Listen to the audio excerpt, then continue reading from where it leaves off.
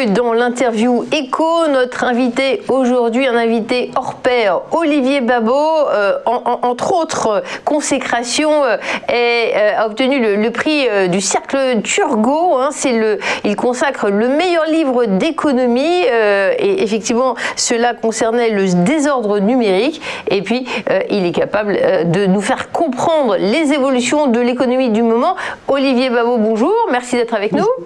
Merci de votre invitation. Je précise qu'Olivier Babot est président de l'Institut Sapiens, professeur en sciences de gestion à l'Université de Bordeaux. Alors, je voulais revenir sur ce numérique parce que avec le Covid, tout le monde s'y est mis et on s'est dit oh, formidable, ça nous sauve. Et puis ça a facilité tous ces acteurs de services informatiques, ça a boosté ce secteur. Oui, mais est-ce que c'est vraiment la panacée, l'Eldorado pour l'économie française et qu'est-ce que ça nous dit sur l'innovation ? Vous savez, je ne sais plus qui a dit la différence entre le pessimiste et le déçu, c'est que le déçu, il a des preuves. Ouais. En fait, la déception, elle date pas du Covid, elle date d'il y a plus longtemps. Depuis l'arrivée du numérique, en gros depuis les années 2000, depuis l'apparition de ces technologies extraordinaires, il y a des espoirs formidables qui s'étaient levés. Je crois qu'on les avait tous, ces espoirs. On avait des espoirs pour que chaque entreprise puisse avoir accès à son marché. C'était la longue traîne, la fameuse longue traîne d'Anderson. C'était l'idée que chaque entreprise allait avoir sa chance, qu'on allait pouvoir briser les monopoles. C'était aussi l'idée que chacun allait pouvoir mieux se former, avoir accès au savoir à coût nul et donc que les inégalités allaient régresser. Et c'était aussi l'espoir que la démocratie et le débat public allaient s'épanouir. Ces trois espoirs, ils sont complètement déçus. Alors avec le Covid, on a évidemment été plus que jamais pendant plusieurs mois entre les mains de ces grandes plateformes. Et donc la plateformisation de l'économie, on parle parfois d'ubérisation, mais bon, parlons plutôt de plateformisation. La plateformisation de l'économie a connu un coup d'accélérateur extraordinaire et elle revient à quoi ? Elle revient à une sorte de néo-féodalisme, comme on est quelques-uns à appeler ça maintenant, c'est-à-dire une féodalisation rampante à travers des grandes plateformes qui vont jouer les intermédiaires entre l'offre et la demande et contrôler et percevoir un péage au passage. Alors, est-ce que ce sont les GAFA, encore une fois, les grands gagnants ? On se disait, puisque tout le monde s'y met au numérique, c'est le moment également pour les pays européens d'investir, de soutenir les sociétés européennes qui veulent s'engouffrer là-dedans. Et on a l'impression que quoi qu'il se passe, Amazon, Facebook, etc., ce sont toujours les mêmes gagnants. Je me trompe ou ça se passe comme ça ? Ce qui est sûr, c'est que pour l'instant, en effet, l'Europe a été totalement incapable de développer. Alors, on a évidemment quelques licornes, c'est tout à fait vrai, mais on n'a absolument aucune de ces entreprises de taille mondiale, GAFA, GAFAM, peut-être mettre aussi Netflix, aucune de ces entreprises, de ces plateformes fondamentales qui vont arriver à truster une partie très importante d'un marché qui ne cesse de s'agrandir, puisque la plateforme, elle vous permet en fait de fournir une immense diversité de services. On le voit bien sûr avec Amazon, commencer avec les livres, mais aujourd'hui, de plus en plus, elle va vous vendre non seulement des vidéos, mais de la santé et finalement une prise en charge de la vie à peu près complète. On n'a pas su développer ça. Peut-être que le point positif de la crise, c'est que justement, on en a enfin réellement pris conscience. Je crois que l'Europe cesse d'être naïve.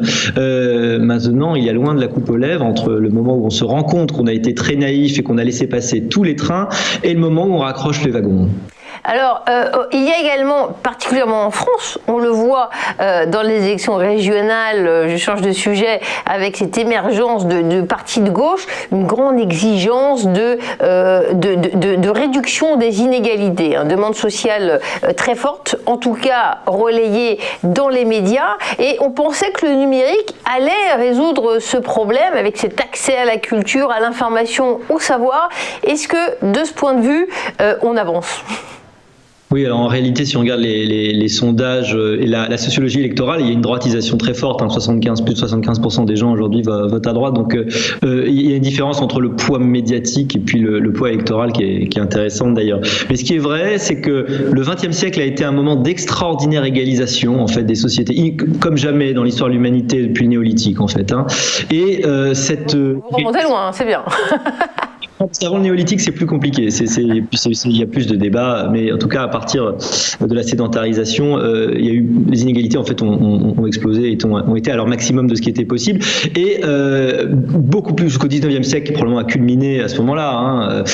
Aujourd'hui, depuis 30-40 ans, ces inégalités repartent à la hausse. Disons qu'il y a des formes de polarisation que les technologies n'ont absolument pas arrêtées, au contraire. Elles les accentuent, c'est-à-dire qu'il y a une différence de plus en plus grande entre ceux qui ont accès aux technologies, qui savent les utiliser et dont le travail est valorisé par ces technologies, et ceux que j'appelle les techno-largués, c'est-à-dire qui ne sont pas valorisés, qui sont même parfois remplacés. Et c'est ça qui éveille une légitime inquiétude. En fait, on est dans un monde qui est cognitivement de plus en plus exigeant. Voilà. Et donc, si vous n'êtes pas extrêmement formé, pour vous, la perspective d'avoir un emploi et un emploi rémunérateur s'éloigne de plus en plus. Et donc, évidemment, les inégalités de revenus d'abord et de patrimoine ensuite. Alors, je voulais parler également de l'innovation au sens large. Il y a beaucoup d'appels, les moyens un petit peu moins, ou du côté de la Chine. On voit quand la Chine, elle veut faire de l'IA, elle met 300 milliards. Nous, on est toujours très très contents d'avoir 20 millions. Et cette course à l'innovation, est-ce que l'Europe et la France est quand même dedans, peut-être sur des segments particuliers ? L'avantage, c'est qu'on a encore des cerveaux très bien formés, malgré les inégalités, mais on a des gens très bien formés qui malheureusement partent souvent, mais on a ces capacités. On a quand même, effectivement, vous l'avez souligné, ce problème de taille critique. C'est-à-dire que la taille critique pour accéder à l'innovation aujourd'hui est probablement bien plus haute qu'autrefois.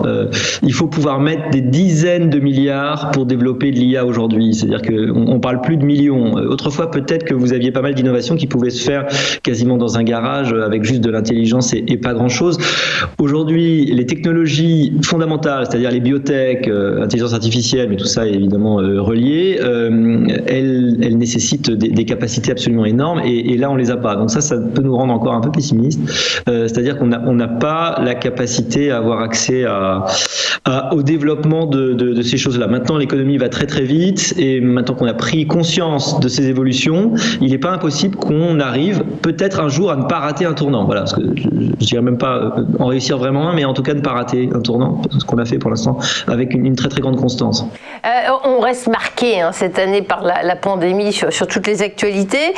On pourrait penser que ce secteur de la santé, nous avons également d'excellents médecins en France, comment le secteur de la santé pourrait être le bénéficiaire, la locomotive d'une transformation technologique qui bénéficie au plus grand nombre, c'est une hypothèse possible, oui ? S'il y a bien un secteur dans lequel l'innovation peut apporter extraordinairement de choses, c'est bien la santé, évidemment.